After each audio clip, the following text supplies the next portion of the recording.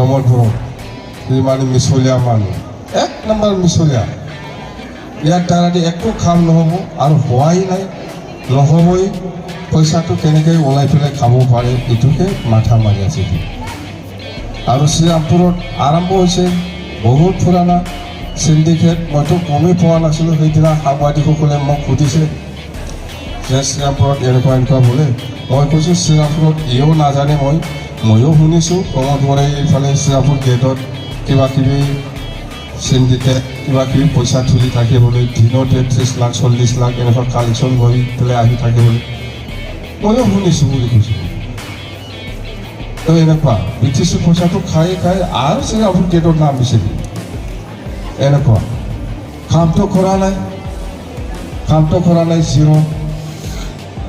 কোনো কাম কৰা নাই জিৰ' হাগ্ৰামা মহিলাৰীয়ে যিটো ধ্বংস কৰিছে সেইটোহে আমি এতিয়া ভাল কৰি আছোঁ সেইকাৰণে যোৱা দুটা আমাৰ যিটো ছেশ্যন গ'ল তাত মই কৈছোঁ যে যোৱা 2 বছৰৰ যিটো বাজেট সেইটো আমি পাপ মোচনৰ কাৰণে ল'ব লগা হৈছে 2,900 কোটি টকা যিটো লাইবিলিটি কৰি থৈ গ'ল হাগ্ৰামা মহিলাৰীয়ে তেখেতে পাৰ্চেণ্ট লৈ পেলাই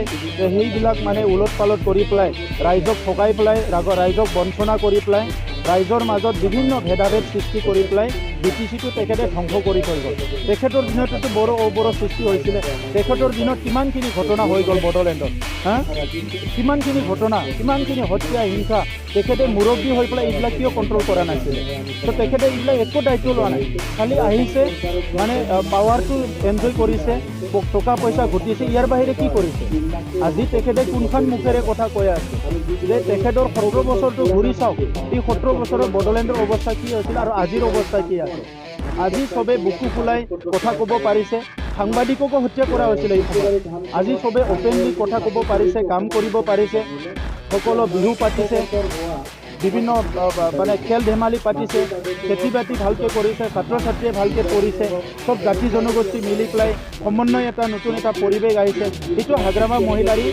চাবলৈ পৰা নাই তেখেতসকলৰ নিচিনা কিছুমান ৰাজনীতি নেতা আছে যিসকলে সমাজখন সদায় বিভাজন কৰি মানুহক ভয়ত ৰাখি দাদাগিৰি কৰি মানুহক সদায় ভয়ত ৰাখি পেলাই তেখেতসকলে ৰাজনীতি কৰিব বিচাৰে কিন্তু UPPL BJP GSP চৰকাৰ অহাৰ পিছত না হাগ্ৰামা মহিলাৰী দাদাগিৰি চলিব না তেখেতসকলক কোনোবা ভয় কৰিব যদি তেখেতসকলে সদায় মিছা কথা কয় সদায় ভুল কথা কয় ইয়াৰ প্ৰতিশোধটো ৰাইজে ল'বই ইতিমধ্যে তেখেতক 2020ত ক্ষমতাৰ পৰা আউট কৰি দিলে এতিয়া সংকট তেখেতে এটা অস্তিত্ব সংকটত ভুগিছে তেখেতৰ অস্তিত্ব মানে নাই আৰু সেইটো লৈ পেলাই সংকটত ভুগি আবুল তাবুল ভুগি আছে